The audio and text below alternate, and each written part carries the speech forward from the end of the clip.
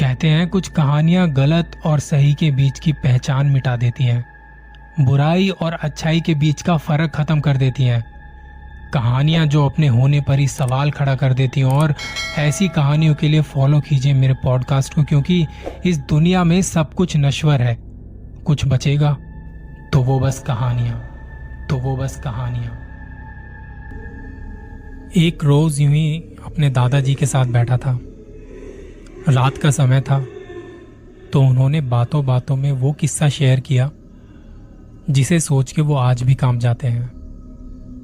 1988 में जब मेरे दादाजी एक ढाबे को चलाया करते थे जो कि एक हाईवे के किनारे बना हुआ था। कई सारे मुसाफिर वहां आते थे। रात को कुछ ट्रक भी वहां आते, वो रुकते और खा पी के निकल जाते। अच्छा खासा वो ढाबा चल रहा था। कोई ज्यादा बड़े एरिया में नहीं फैला हुआ था, बस यही कुछ 14-15 टेबल लगी हुई थी, 2-3 चारपाई बिछाई हुई थी और बाकी कुछ लोग ऐसे भी आते थे जो अपनी गाड़ियों में बैठे बैठे खा लेते थे। वो हाईवे ऐसी जगह था जहां लोग बहुत कम नजर आते थे, बस गाड़ियां दिखाई देती थी। एक सुनसान और वीरान जगह थी वो, आसपास खेत ही खेत। दादाजी देर रात तक ढाबे को खुला रखते थे।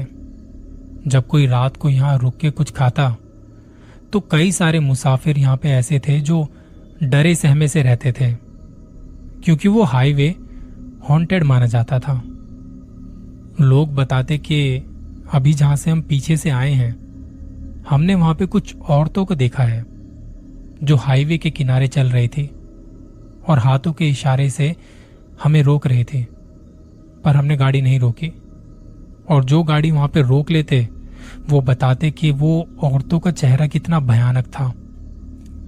दादाजी को ये सब बातें पता थी, पर वो ऐसी बातों से डरते नहीं थे। ना जाने उनमें ऐसी क्या ताकत थी। कभी कभी तो रात को एक भी गाड़ी यहां से नहीं गुजरती थी, ना कोई यहां पे आता था। उस वक्त भी वो ढाबे पर रहते थे, वहां उस वीराने में, उस सन्नाटे में। उन्होंने बताया कि कई बार तो मुझे भी ऐसा फील हुआ कि मेरे आसपास कोई है। कई बार रात को लाइट भी चली जाती थी, मोमबत्ती जला के काम चलाना पड़ता था। वो बताते कि दिन भर लोगों को खाना खिलाने के बाद जो बचा कुचा खाना होता था, जैसे चावल, सब्जियां, दालें और कुछ हड्डियां, मैं उन्हें ढाबे के पीछे जाके फेंक दिया करता था कि जानवर वगैरह आके खा लेंगे। वो बताते हैं कि जब वो वहां पे फेंकने जाते थे तो उन्हें ऐसा महसूस होता था कि कोई उनका इंतजार कर रहा है, कोई छुपके से मुझे देख रहा होता था। ढाबे के पीछे का एरिया ऐसा था जैसे थोड़ा सा आगे जाएंगे तो वहां पे जंगल शुरू होता था। मैंने वहां एक जगह ढूंढी हुई थी जहां मैं रोज वो हड्डियां डाल दिया करता था। मुझे लगता कि सुबह तक ये साफ हो जाएंगी, जानवर आके खा लेंगे। एक रात रोज की तरह दिन भर का बचा कुचा खाना और कुछ हड्डियां मैं पीछे की तरफ डालने जाता हूं। मैंने यहां वहां देखा और एक बार को तो लगा जैसे मेरे पीछे कोई देख रहा है कि क्या डाल रहा है, आज कितना खाना बचा है। दादाजी वो डाल के वापस ढाबे में आ जाते हैं। उस वक्त वहां से कोई गाड़ी नहीं गुजर रही थी, ना कोई बैठा था वहां ढाबे में। जब दादाजी अंदर आते हैं तो उन्हें आवाज आती है हड्डियां चबाने की। ये आवाज सुनते ही उनके रोंगटे खड़े हो जाते हैं। लाइट थी नहीं उस वक्त। उन्होंने लालटेन उठाई और धीरे धीरे पीछे की तरफ जाने लगे। लालटेन उन्होंने अपने पीछे कर ली कि जो भी है कभी वो रोशनी को देख के भाग ना जाए। धीरे धीरे हल्की चांद की रोशनी में पीछे की तरफ जा रहे हैं। जैसे जैसे वहां की तरफ बढ़ रहे थे, उन्हें हड्डियां चबाने की आवाज अब साफ साफ सुनाई दे रही थी। ये आवाज सुन के वो लालटेन को बुझा देते हैं। उन्हें लगता है कि इतनी चांद की रोशनी तो है कि जो भी है वो नजर आ जाएगा। जब वो उस जगह से थोड़ी दूर रुके और वहां देखा तो देखा कि वहां एक औरत बैठी हुई है। उसके चेहरे पर बाल बिखरे पड़े हैं। वो बिना हाथ लगाए उन हड्डियों को सीधे मुंह से खा रही है। जैसे कोई जंगली जानवर खा रहा हो। ये देख उनकी आंखें फटी की फटी रह गई। वो पल बड़ा खौफनाक था। वो चुपचाप वापस ढाबे में आए और सोच रहे थे कि ये जो भी है, ये यहां से जाए तो मैं घर के लिए निकलूं। पर वो आवाज काफी देर तक आती रही।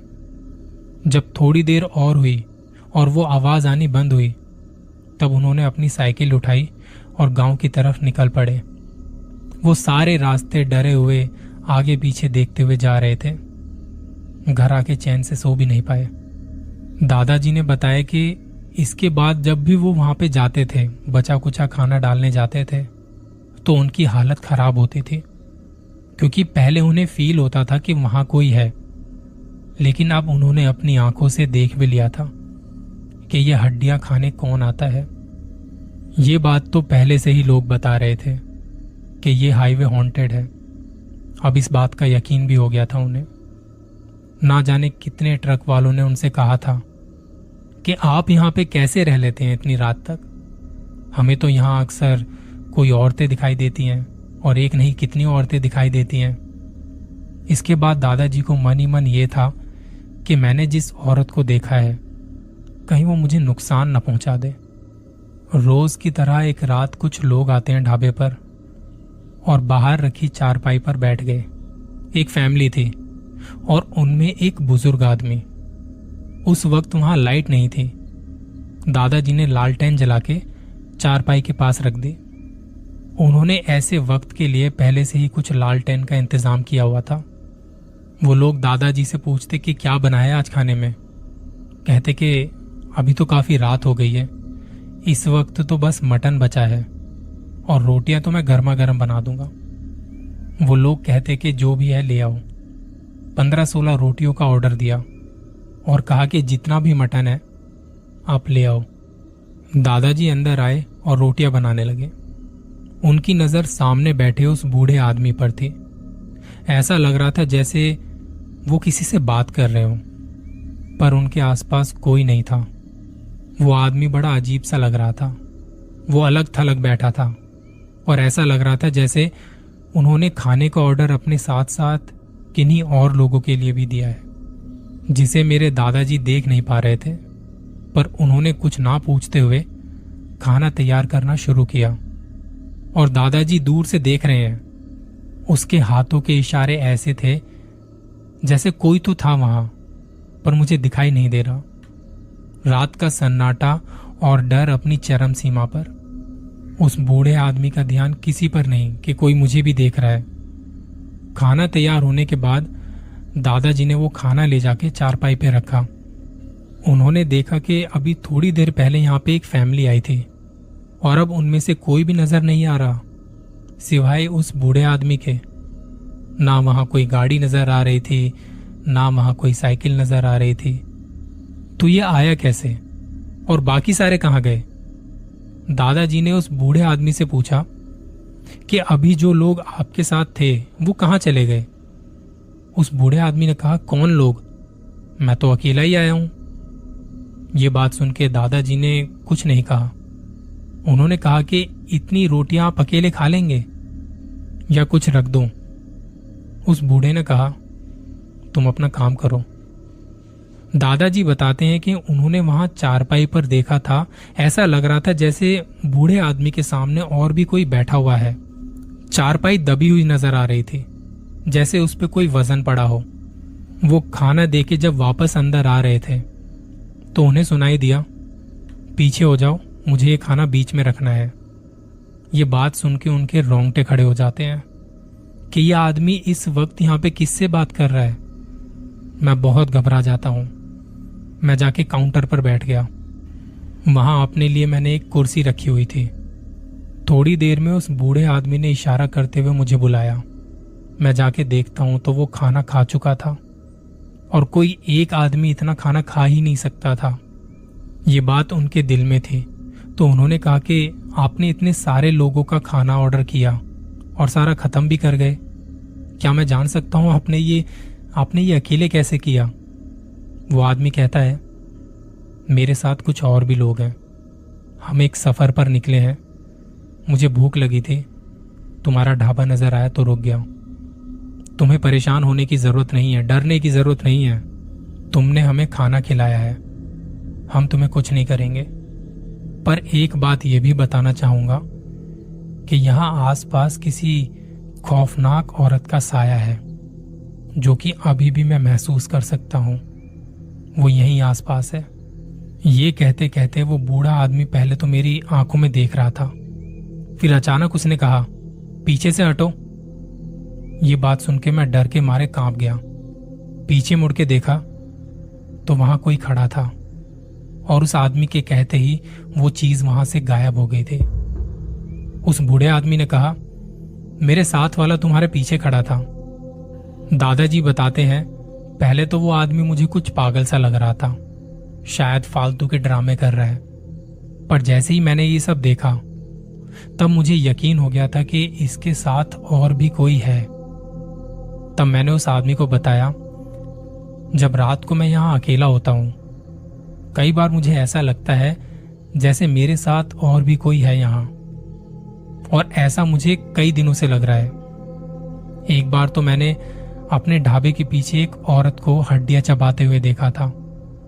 इस पर वो बूढ़ा बोला, वो औरत इस वक्त भी तुम्हारे आसपास ही है, उसका ठिकाना भी यही है, वो यहीं कहीं रहती है। ये बात सुन के दादाजी और भी ज्यादा डर गए, क्योंकि उनका काम यहीं से चलता था। उन्होंने उस बूढ़े आदमी को कहा, आप मेरी मदद कीजिए कुछ। तो उस बूढ़े ने कहा, मैं कोशिश कर सकता हूं, मैं तुम्हें एक ताबीज बना के दे रहा हूं, इसे गले में डाल लीजिए। इसके बाद वो जो कोई भी है तुम्हें तंग नहीं करेगी। लेकिन जब उसे इस चीज का एहसास हो जाएगा कि तुम इस ताबीज को नहीं उतारोगे तो वो खुद अपना ठिकाना बदल लेगी। उन्होंने ताबीज दिया और कहा कि ये ताबीज किसी चमड़े में सिलवा के अपने गले में पहन लेना। और उनके कहने के मुताबिक अगले दिन उस ताबीज को किसी चमड़े में सिलवा के मैंने गले में पहन लिया था। उस दिन तेज बारिश हो रही थी, रात में दूर दूर तक कुछ दिखाई नहीं दे रहा था। दादाजी इंतजार में थे कि कब बारिश रुके तो मैं अपने गांव की तरफ रवाना हो जाऊं। ढाबा बंद करके बस जाने की कोशिश में थे वो।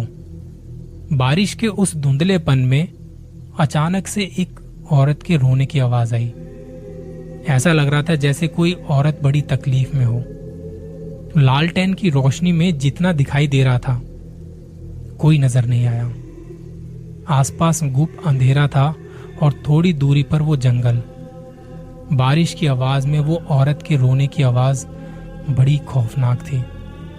वो ये आवाज सुन के डर के मारे खुद को संभाल ही रहे थे कि इतने में एक भयानक सी हंसी की आवाज भी आने लगी।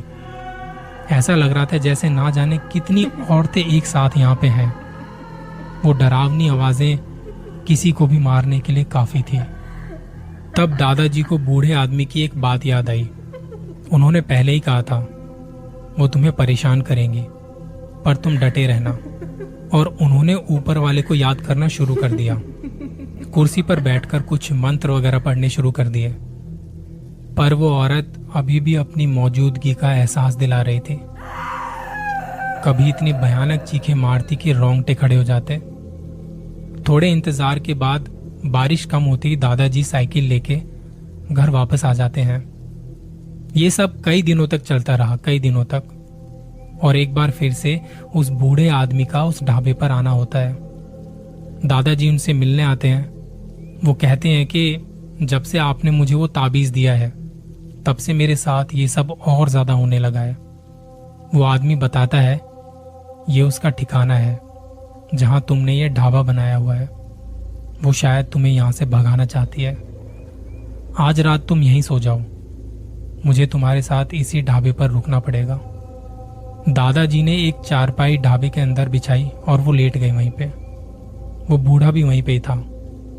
लगभग रात के 2 बजे के आसपास किसी औरत के रोने की आवाज आई। वो आदमी तभी उठा और उसने कुछ पढ़ना शुरू कर दिया। काफी देर बाद वो बूढ़ा हवा में किसी को कह रहा था, नीचे आ जाओ, नीचे आओ, मुझे तुमसे कुछ बात करनी है। बदले में एक अजीब घुर्राने की आवाज आई। ये सब दादाजी अपनी चारपाई पर लेटे लेटे देख रहे थे। ऐसा काफी देर तक चलता रहा और फिर वो बूढ़ा मेरे दादाजी को आवाज देता है। वो डरे सहमे से उस बूढ़े के पास आ जाते हैं। वो आदमी कहता है, वो चली गई है, तुम आके यहां बैठो। उस औरत ने बताया कि इस हाईवे पर उसका एक्सीडेंट हुआ था और जिस गाड़ी से टक्कर हुई थी वो इसे मार के भाग गया। तब से वो उसे ढूंढ रही है। उस आदमी ने यह भी कहा कि तुम बचा कुचा खाना ढाबे के पीछे डालते हो, तुम ये करते रहना, वो तुम्हें कोई नुकसान नहीं पहुंचाएगी। दादाजी सोच रहे थे कि इस बात पर मैं कैसे रिएक्ट करूं, समझ नहीं आ रहा था। ये बातें करके वो आदमी भी वहां से चला गया और फिर उसके बाद ऐसे ही चलता रहा। बचा कुचा खाना पीछे डाल दिया जाता और सुबह तक वो खत्म भी हो जाता। दादाजी बताते हैं, मुझे वहां कभी कोई नुकसान नहीं हुआ और ढाबा भी अच्छा खासा चल रहा था, पर ऐसे किसी औरत का वहां होना जो मैं अपनी आंखों से देख चुका था, सोच के भी रूह कांपने लगती है। इतना खौफनाक था कि कोई समझ नहीं सकता कि उस वक्त मेरी हालत क्या होगी। कोई नहीं समझ सकता।